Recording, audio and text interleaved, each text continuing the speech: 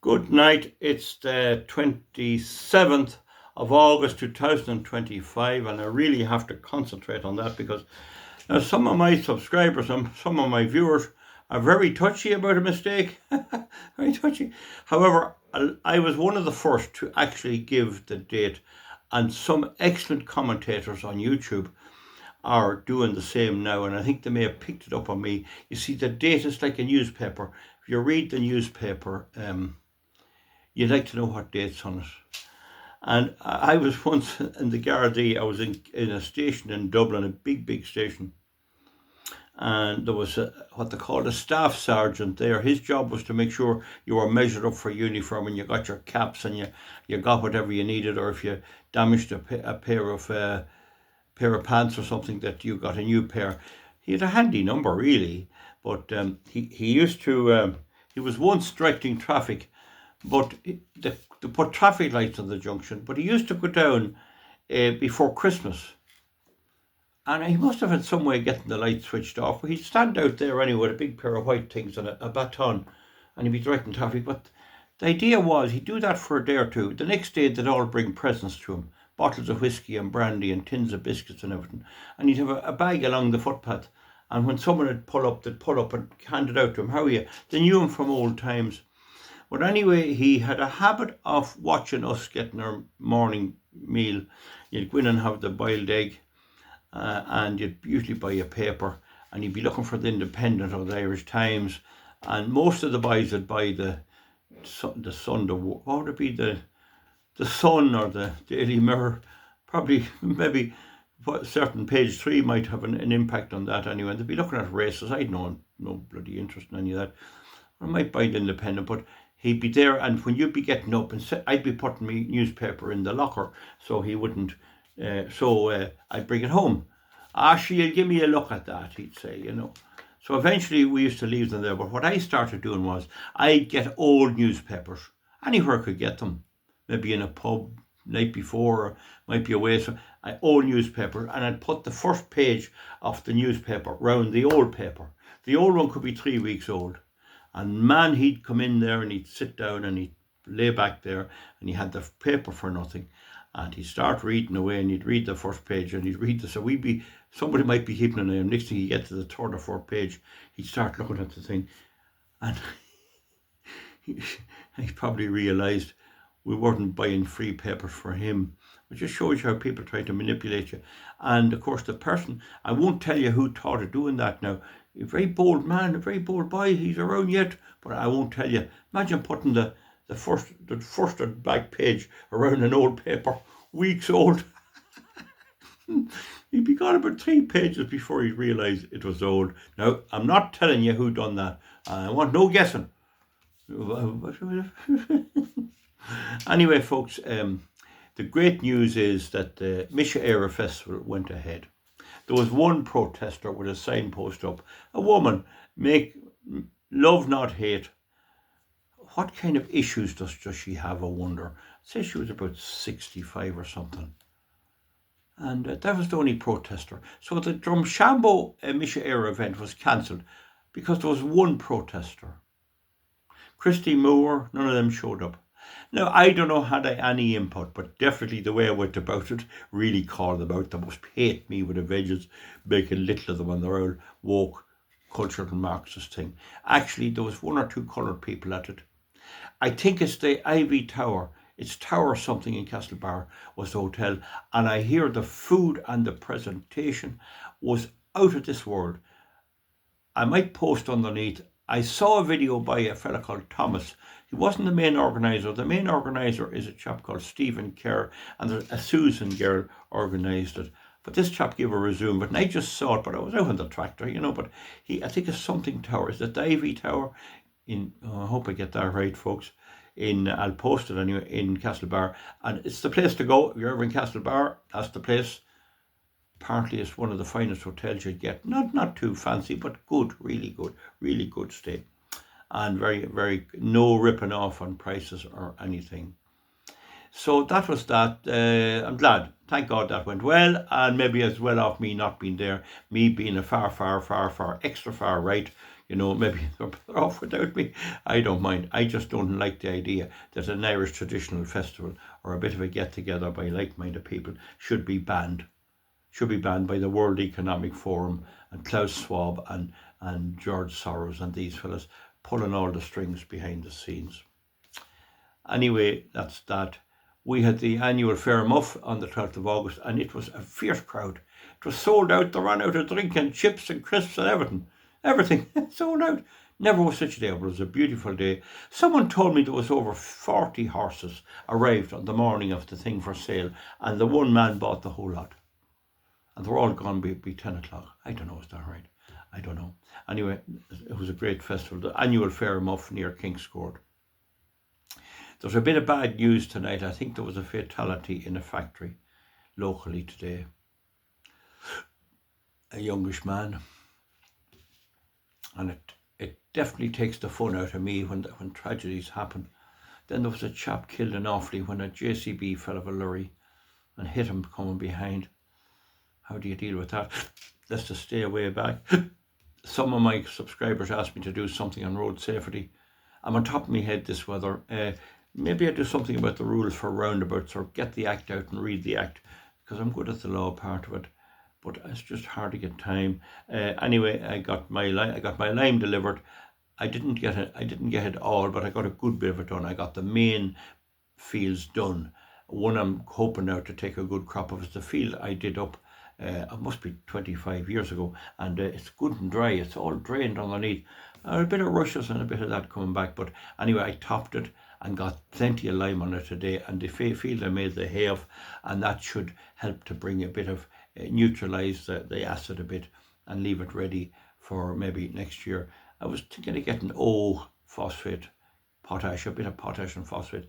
Don't know, can you get that now anymore? Maybe put it on in September. It's all strictly controlled now, even lime, and I still don't understand why lime is a nitrates directive fertilizer. It's calcium carbonate, really, I don't know. But anyway, that's the story. Got that done anyway, and it come rain, but it wasn't enough to do damage. Ground was hard enough. So just be aware, a lot of the big lime works, if you order it, you get a big lorry, fellas coming in from God knows where, lorry men just doing it for the time being, because like everything, the farmer shouldn't do it in August. He should do it in early in the year when there's more spread out, and put it better distributed, among the suppliers and that. But anyway, we don't actually live up to it. But the thing is that some of the lorries now are so big that you could have a danger crossing a bridge or a very narrow road. Just be aware of that. It's not like long ago. The lorries are getting bigger and bigger and bigger. I had 19.5 ton, that's metric tons, and the lorry itself is 13.5 ton. That's 33 ton. I think it's a three-wheeler. There's two in the front and two in the back, or was there three? I'm not sure, but very big. It got in on the land and all. Well, there's this evening now. We have a lot of rain today, and I'd say we could be in trouble if we had to leave it till today. But another way of doing it is get someone to draw it with a tractor and trailer, and some of the big trailers are 19 ton. So a tractor and trailer won't get stuck. It'll go anywhere, like that. Anyway, I'm glad to have it be that far on. And someone asked me, give me a ring there. I might go into the town and get someone to drop me home, and maybe have one or two drinks. I don't drink much now, but I might go in just for a while tonight, bit of a chat. But accidents in the area did people don't feel good when it's going on. Anyway, it's terrible. Commiserations to whoever's lost. That's all I can say. Now, anyway, we'll move from that. I was thinking of doing a wee comedy sketch with a little thing I have lined up, and we'll maybe have a look at that when things settle. It's getting the time. Like, I was up this morning at 10 to 7, and I had if you have vehicles now that's off the road, you have to declare them off the road online. So I have an old Jeep. I'm not going to ever put it on the road again. It's just a store for spare things down at the shed, but I will... I have the tractor declared off the road, but I'm going to maybe put it back again, give it a bit of a doing up, and I did that today, so you want to remember that. I always felt there was a time when people had to come into the tax office and before a certain deadline declare them off the road, when that came out first. And I saw people 85 and 6 queuing up in the local authorities in the councils, and the government refused to extend it. They could have extended it by a week, they wouldn't. They're a lousy old crowd of rascals. I mean, what I'm saying here is you had to go in originally to the county council tax office and say, look, I have this vehicle here, it's not on the road. And I have my tractor off the road now for a year. I don't use it on the road. That doesn't mean it doesn't. But if I wanted to put it back on the road, you have to have it declared. And so any vehicle that's off the road. And if you don't, you're in trouble with that. It's messy if you don't. So you get that done. Don't forget to get that done. And you can do it online. There's a form they supply you with, and there's a code, which I think is the last 6 digits of the chassis number. I'm nearly sure they'll tell you in the tax office anyway. Now that's basically that. I made a video before saying you can tax a vehicle, a commercial vehicle now. I'm not so sure about the private vehicles without the MOT, without the MOT test. There's an awful backlog of them, and they had to allow people to tax them, because if you're fined for not having to tax and they couldn't give you a test, I mean, that'd be illegal. So I think they saw the light of day on that. I think I made a video about a year ago on that, and maybe it did work. I made a video one time about the waste land. I mean, having rushy land, a couple of meadows of that, which are great for cows, and you couldn't get any subsidy on them. They were excluding them. And when I made the video, now they're not excluded at all. You can have a certain amount of land put aside for wildlife and all that, and still have it grazing by cattle. So I don't know what's had anything to do with that, but it happened anyway, as I'm telling you. Right, we're on 11 minutes. Now, folks, on the world stage, things are very precarious. I'm afraid to tell you that by early September, there's every likelihood that the Israeli-Iran war will rise again in a bloody, brutal war. Now, people often castigate me for praising Donald Trump, and they say he's a Zionist and he's this and that. You're not going to get everything you want. I don't know how that'll work out, but Trump is doing some things which I greatly approve of. And I think if we hadn't got him, we'd have a disaster. Several cities in America, and Baltimore is one, and Chicago's another, and Washington, D.C., they can walk in and break the window of a big shop, take what they like and walk out, and the Democratic government there will not give the police any resources.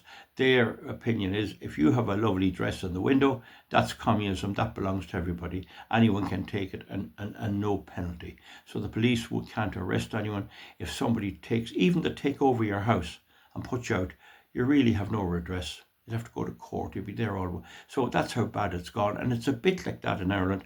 I was at a wedding one day, and a man had someone mine in the house. He says, I can't risk it because they know I'm at the wedding, and I could go home and find 3 people or a whole family have moved into my house. That's the way in Ireland too, very, very worrying. But in America, there's no law and order at all in several of the big cities, and Trump is putting in the National Guard. And needless to say, the lefties are all against him. I don't know what people feel here. I have certain viewers who believe Trump's a monster. The idea that you can steal things of a person and no retribution. Why are you paying tax? Why is there police or courts at all if they're totally ineffective? So he's doing all right there. But anyway, the next thing is that it was in The Economist magazine that Britain is about to go bankrupt. It's about to approach the International Monetary Fund for a bailout. Now, the point about this is that it hasn't been rebutted. You think the government would say, oh, no, we're fine. There's no word at all. Just to give you that, an article in a respectable financial newspaper has said that Britain's about to face it's going to go bankrupt and under Starmer, and it hasn't been denied by the government. So it's looking like that's going to happen. It's looking like that's going to happen. Now, the French, the Prime Minister, Macron's the president. I think he's the Prime Minister. He's warned the same for France. It's about to go burst as well. Now, just to explain to you how that works, folks, the world's governments don't keep money at all. They just borrow off the markets. Pension funds, workers' funds, anywhere they can get it.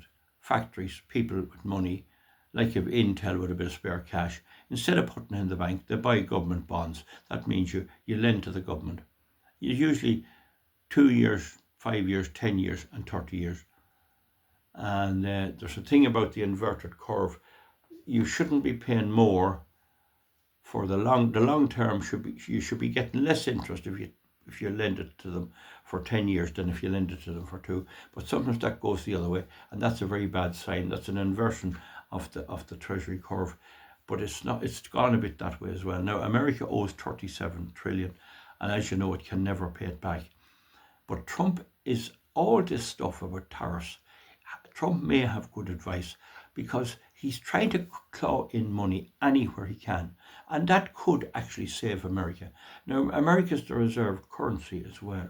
Now, I can't say that will happen. There are different takes on this, but America has a fierce wallop, like, and to say that it can't pay its debts. Very, very strong economy. I can't say more. And Trump is very much pro-business, like whatever else you might say about him. He's very much pro-business. But in France and in Britain and the EU, they have nothing. They have no reserve currency. They have nothing. And when they went over to Washington, Trump made them look like little school kids. They had no punch at all. So they're some shower. They're a weak. All they can do is abuse the like of you and I and put people like Lucy Conley, who got out now, in jail for criticising them. Jail everyone that criticises them. Jail the likes of Enoch Burke here. But when they're faced to reality, they cow down big time. So the French Prime Minister, I'm nearly sure he's a top notch in the French government. He's warned that France may be looking for a bailout. Britain is the same. As I say, it's in the newspaper, in the news magazine, and it's not been rebutted, it's not been denied. And the whole economy, the money they're taking in from taxes wouldn't go anywhere near what they're paying out in social welfare, wind energy, migrants, and all of this. They just can't stop spending. Now, I have to say, the Trump administration can't stop spending either. Now, the French spend, and they have to keep the pensions going, and everyone wants a top quality pension. Germany, the same now. They're warning people will have to work to be 74. Germany under her Merz, he's a space model as well. So you have Macron, an idiot. You have Starmer, a total idiot. And you have Merz, an idiot. And they keep out the far right, the far right. They keep out the far right. But it seems like she's coming towards a clinch. Once you come into September, it's only a few days away. And they won't be able to raise money. And if they're not able to raise money, they go to the IMF. And the IMF can tell them what to do. And the IMF will tell them, International Monetary Fund, what to do. Cut everything. So, I'm only telling you this. We'll be doing more on it. So, meanwhile, in Ireland, our economy is based a big amount. Now, I got the figures today of a man on the phone, and we were out spreading the lime, so I couldn't write them down, but I get them again anyway. But I got the figures. But what's happening is that Ireland's economy is a very strange animal. Most of the money comes from American multinationals who register here, do a lot of the work somewhere else, maybe in China or India or somewhere, and then put the whole package together, say it's all done in Ireland, and then they send it to America, and the American company pays tax. So the tax is paid in Ireland. So Trump is on about that, but there's a danger to that. That could be lost. We could lose part of that income. Very, very little genuine income coming into Ireland. You see, they have crushed the factories. As I told you, the third, I think, and the last steelworks had to be bailed out in Britain recently there. That's Sheffield. They do fine steel, and it had to be bailed out. So they're not able to go on. Why? Because the conditions are just ridiculous. Electricity prices are 3-4 times what they are in America. And they thought this wind energy and this solar energy would work, and they still think that. So if you took a 100 megawatt wind farm, they'd be saying about all the homes it powers. If you work out how much it uses in electricity, it's 100 multiplied by 0.08, that'd be 8%, multiplied by 8760, and that will give you 69,600, we'll say megawatts, whatever you measure it in. Now if you take it then what it produces, 100 multiplied by 0.2, that's 20%, multiplied by 8760, that's the number of hours in the year, and you get this 6960,175,200. You see that there? So there's only 105,600. So 69,600 of the output is used to power the wind farm itself, and you have only 105 then left. That's not counted. They just say, oh, it produces so much, it'll power so many homes, and they don't count what fossil fuel has to be kept to run it or anything else. All lies when it comes to energy. And this is what Germany, Britain, France, they all got caught with this. I don't know whether they know it or not, or they're too stupid. Anyway, doesn't look too good with the economy of France and Britain. They haven't denied in Britain that there's a problem. They may be going to the IMF. Starmer is a pure idiot, most destructive. He just has no self-discipline at all. And indeed, the French are not much better. So we'll see how it goes when the International Monetary Fund starts ordering them to cut back on the goodies. We'll see how that goes. In England, 33% of the people voted for the Labour Party. Let's see how that goes. They have no idea that you have to earn the money, you have to have some industry or whatever. There's nothing left. Nothing left in Ireland either if you took away the American companies. It's not looking good. I don't want to be a prophet of doom.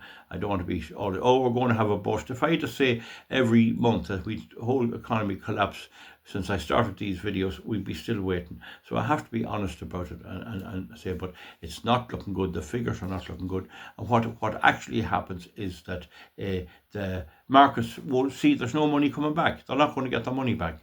And once that happens, the price of lending to the government rises way up, and that's starting to happen. I fear the Middle East. I don't know what will happen there. I mean, people criticise me about, the Gaza situation, and yet nobody seemed to bother that Hamas cut the heads of babies and cut pregnant women's stomachs open and took the babies out and committed the most awful atrocities. I mean, it's terrible, but I mean, we should be fair about our outrage. We'll see how that goes. Meanwhile, in Ukraine, the Russians are really taking over everything. And look, I can say no more about there. I can say the most bizarre situation. The only thing that's about it is all the deaths are continuing. I think Trump realises Zelensky will not give up an acre of land, not 1 acre. So who's going to fight for it? He can't fight for it. Will the Germans? They'll try and rope America in. I don't think they're going to rope America in.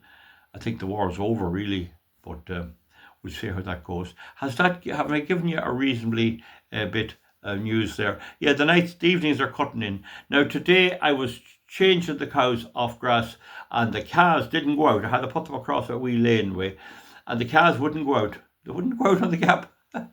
And I had to go in, and down come a downpour. I got wet. And the difference wouldn't go. And I had to put them one side to go the other way. And the next thing was the cows spotted them that they weren't out, and they come running back again. And I'd had a run over to stop them, but eventually I got them sorted. But it's great to have the way to change into fresh clothes. And I had lucky enough, I had to change of everything, the heater on. So that's the story, folks. I'll let you go. There's somebody outside now going to collect me and bring me in for 1 or 2 half ones and a couple of beers. Not much. I just have 1 or 2. Thank you very much. I hope you enjoyed that. We'll talk to you again. Good luck. Thank you.